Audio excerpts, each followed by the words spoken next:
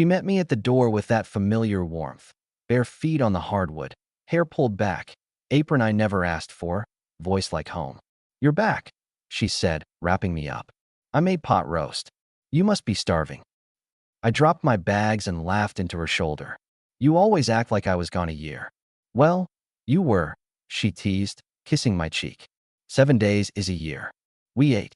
She asked about Tulsa, nodded at the right spots, reached for my hand under the table like it belonged there.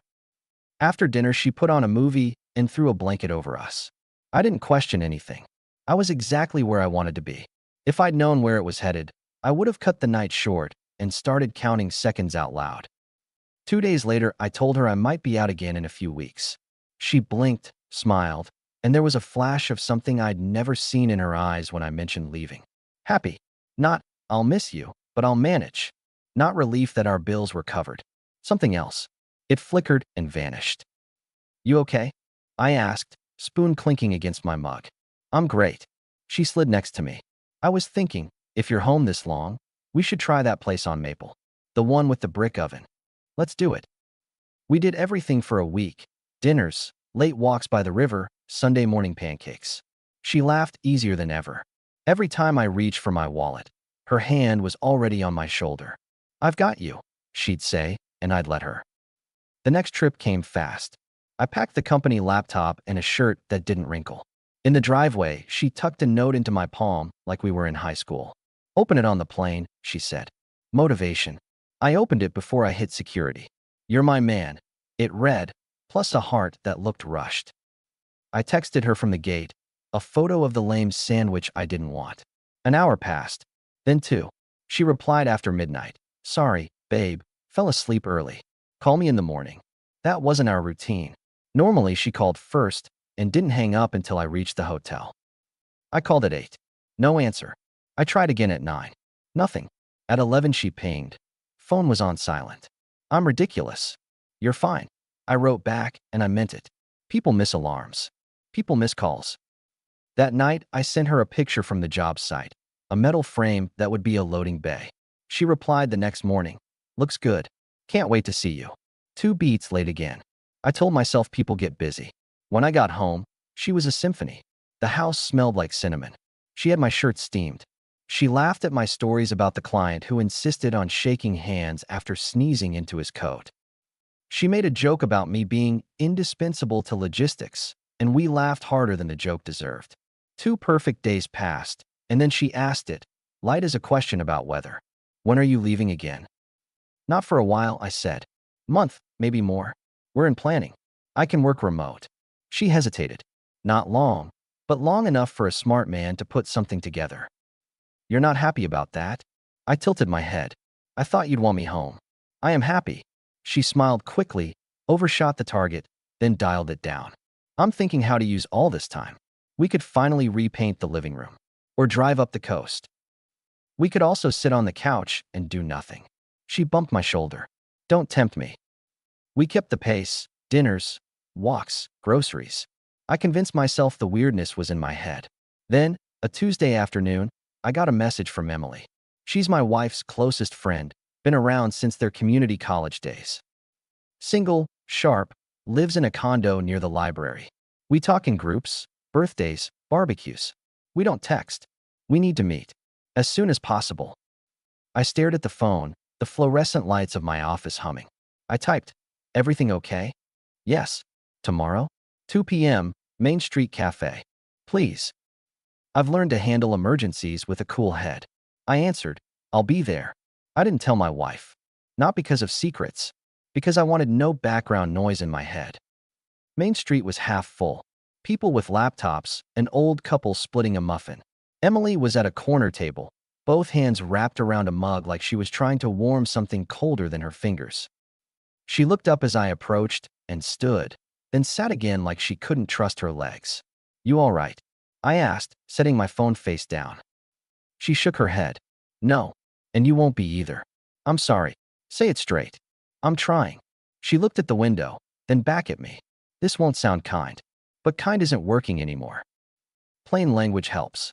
She pulled out her phone, hesitated, put it down, picked it up again.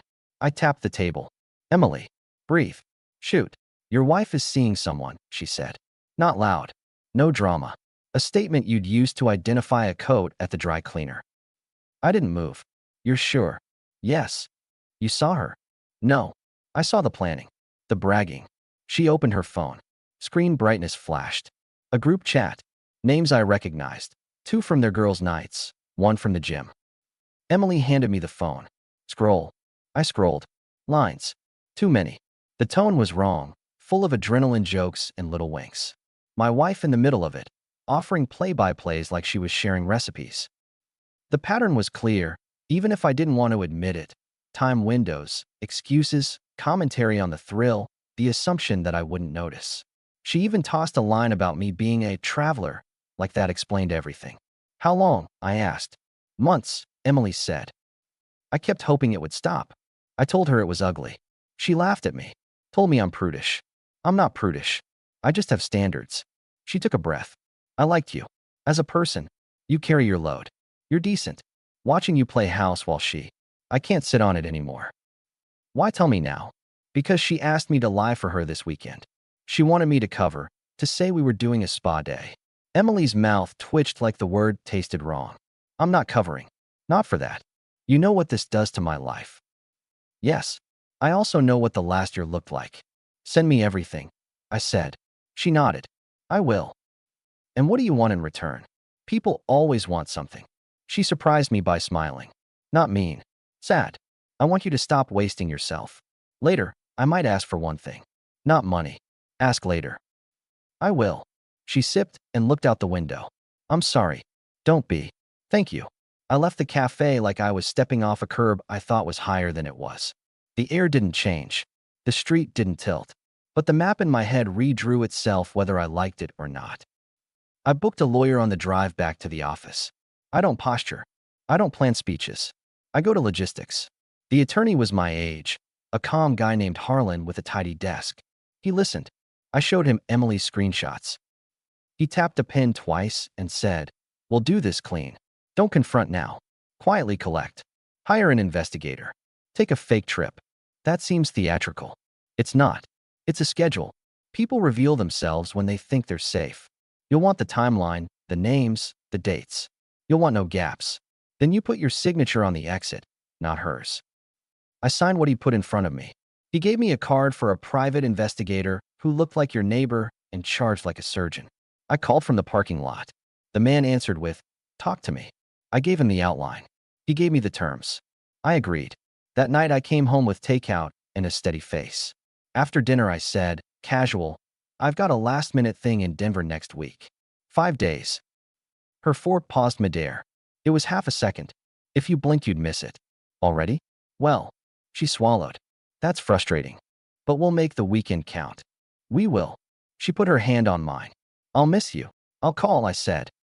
The next morning I packed a bag, kissed her on the forehead, and drove to a motel on the other side of town. Small place near a tire shop. Loud ice machine. Perfect for being invisible. I texted her photos from airports online. Flight delayed. Of course. She wrote back crying face emojis and a heart, which was efficient. I met the investigator in a diner where everyone minds their own pancakes. I gave him the schedule, the address, my wife's car make and plates. He gave me a plan and a discount for paying in full. Professional romance at its finest. There's a thing that happens when you stop filling silence with hope. You hear everything clearly.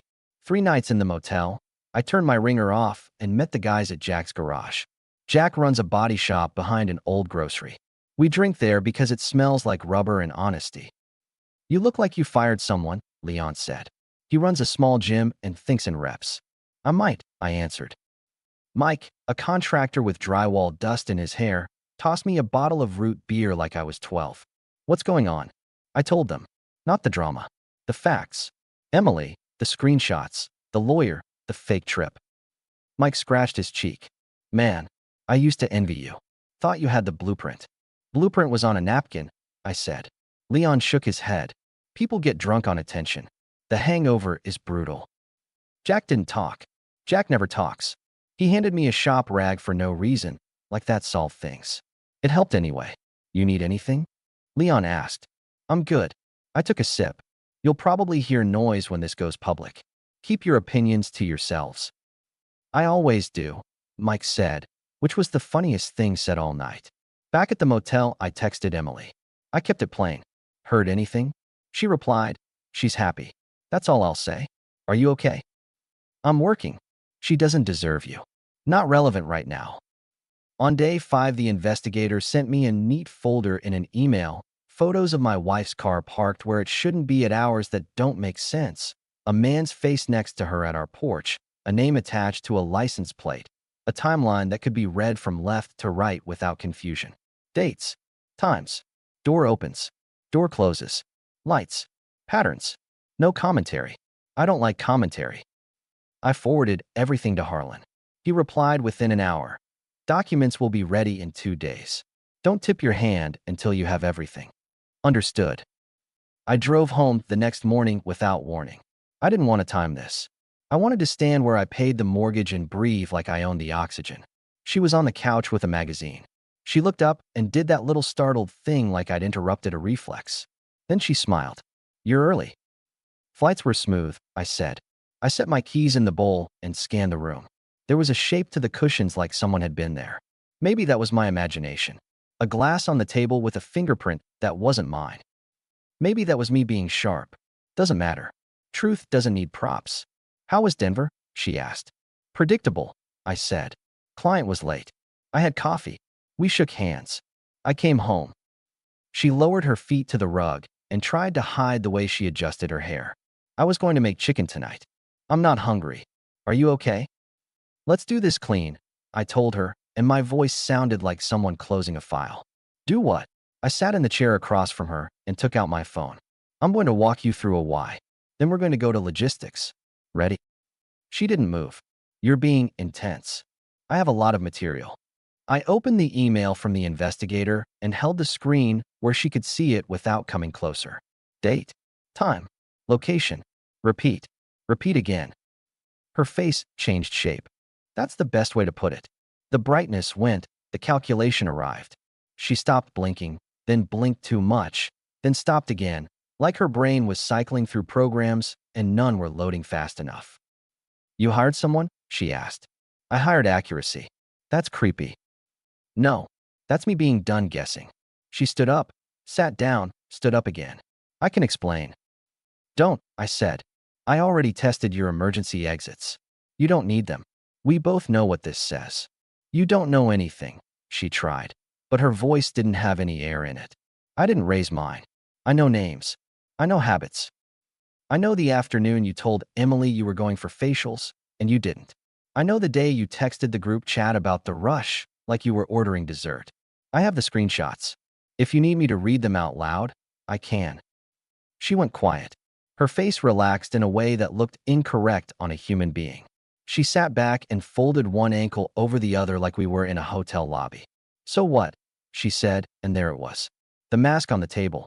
So you can pack, I replied. You have an hour. Or what? Or I'll do it for you. That's not legal, she said automatically. You're not a lawyer. You wouldn't do that to me. Watch me.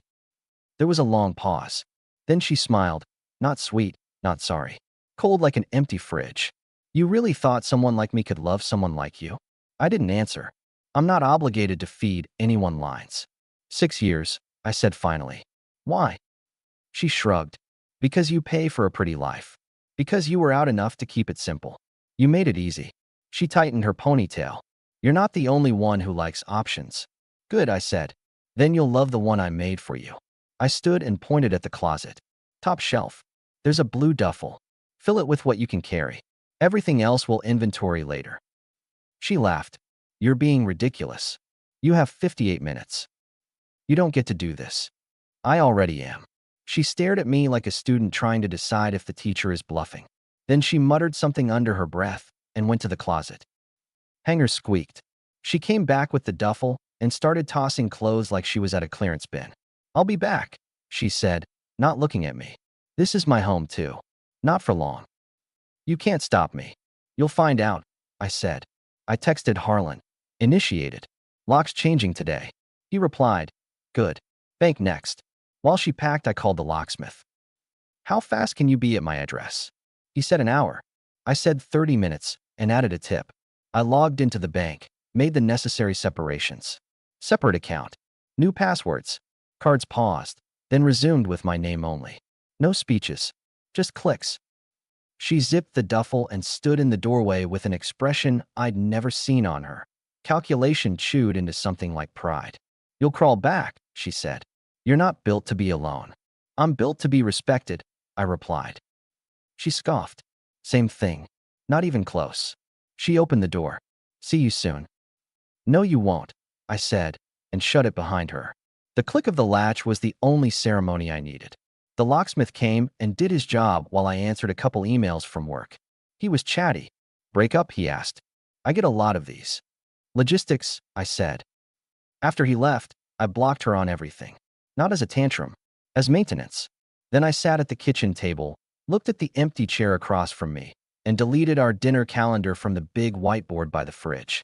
That helped more than I expected. 2 days later, the paperwork was ready. Harlan's assistant handed me a folder with tabs. I signed where she stuck flags.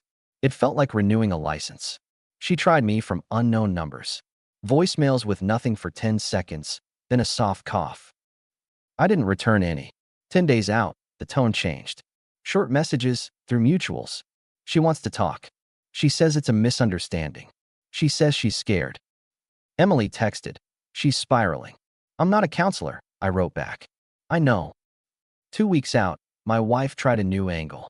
She called from her sister's phone and left a message with an old tone I recognized from early years, sweet, apologetic, the voice someone uses when they knock over a glass and wipe it up quick. Hey, I get it. I made mistakes. We can fix it. I'll come by tonight with dinner. We'll talk. Please. I didn't answer. I took a picture of my front door with the new lock and sent it to Harlan to file. That night, I ate a sandwich and watched a basketball game alone. It was quieter than I was used to. Quieter isn't bad. The next morning, there were flowers on the porch, a ribbon tied too tight. No note. I moved them aside, not in anger. I put them near the trash can and went to work. At work, I made my second initiative on foreign territory. I sat with my team in the break room. I don't usually bring personal life into work, but rumors travel faster than facts. Quick note, I said, standing with a coffee. Everyone knows I brew too strong. You'll hear noise about my home situation. Here's the version you need. I'm fine. I'm not discussing details. Projects stay on schedule. If anyone calls here asking for me, and it's not a client, you transfer to my voicemail, and I'll handle it. That's all. Understood, said Bree, our project coordinator. She's 27 and externally unflappable. We've got your back. Good. I sat. No drama. Boundary set in front of witnesses. Done. On day 21, my wife tried charm turned up to 11. A text through a mutual friend's account. A photo of our favorite booth at the diner, 2 plates, my coffee cup, and her caption, waiting for you. Please. She knew I checked that place for clarity. She used it. I ignored it. I'm not a prop. When we finally spoke, it wasn't because I softened. It was because I was in my driveway unloading groceries, and she pulled up with her sister. 2 witnesses. Fine. I prefer witnesses. She got out, hands empty. Her sister stayed in the car, eyes on her phone. My wife looked tired, but makeup can fake sleep. She walked up to the edge of the driveway like it was a stage. Can we talk? She asked. We're talking, I replied, setting a bag on the hood. Not like this. This is how it is. She swallowed. I'm sorry. I lost myself. I was stupid. I took things for granted. You're a good man. I made a mistake. A mistake is dropping a glass. You threw the glass at the wall and wrote about the pattern. I answered. We're not doing this. We can fix it. No. I'm not a repair shop for people who like chaos. I miss you. You miss the life. She blinked back something that could pass for moisture under the right lighting. Let me in. We'll talk. Just an hour. Not happening. Please. You're looking for a pause in your free fall, I said. I'm not a mattress. Her jaw tightened. There she was again, the real one. You think you'll do better? I am better. I waved at the groceries. I sleep. I eat. I work. My calendar makes sense.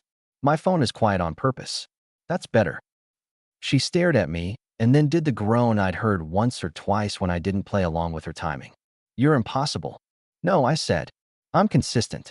I pointed to the street. You should go. She tried a final line. I'll be back. This won't stick. You'll want me. I held the bag up like a toast. You won't like the guest policy when you return, I said, turned my back, and carried the groceries inside. I didn't watch her leave. I didn't need to. 3 weeks later, the exit was stamped. No court scenes, no theatrics. Harlan sent a 2-line email. Finalized. You retain the property and accounts. She executed the agreement. I stared at that last sentence for a full minute. Then I exhaled like I hadn't in a year. A text arrived as I was loading this news into the part of my brain that handles future plans. It was Emily. Congrats on your freedom, she wrote. Remember you owe me one ask? I remember. I typed. What is it? A date. Tonight. It made me laugh, actual laughter with sound. Pick the place, I replied. No group chat. Never again, she wrote. I met her at a small bistro on the east side, the kind of place with paper menus and a chalkboard with 3 specials. She wore a denim jacket and no apology. We ate steak and split a salad because neither of us wanted to look like a rabbit. We didn't talk about my wife. We talked about the road trips we owed ourselves and the fact that the ocean fixes 90% of things if you stand near it long enough. Why me? I asked finally. You're substantial, she said, poking her fork at my plate like she might steal a piece. You don't perform. You move. I could work with that. You're asking for a lot, I deadpanned. I am, she said, smiling. You're worth it. I paid, not out of duty, but because I wanted to mark the moment. She didn't fight me for the check. She also didn't act like I owed her an explanation. That was new. We walked outside. The air smelled like rain, not that it mattered. She slid her hands into her pockets. You good? She asked. I'm better than good, I said. I'm me again. We didn't rush anything. We didn't build a story in our heads and force reality to fit it. We set one rule. If either of us starts using the other as a solution instead of a partner, we stop and reset. Adult terms. In the months after, I filled my own calendar with things that respected me back. I took the truck I'd been eyeing for a year.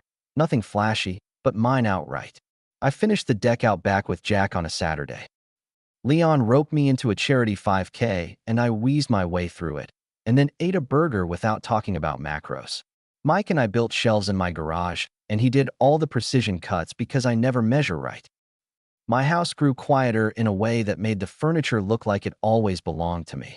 I heard through someone's cousin that my ex moved into a small place near the Beltway.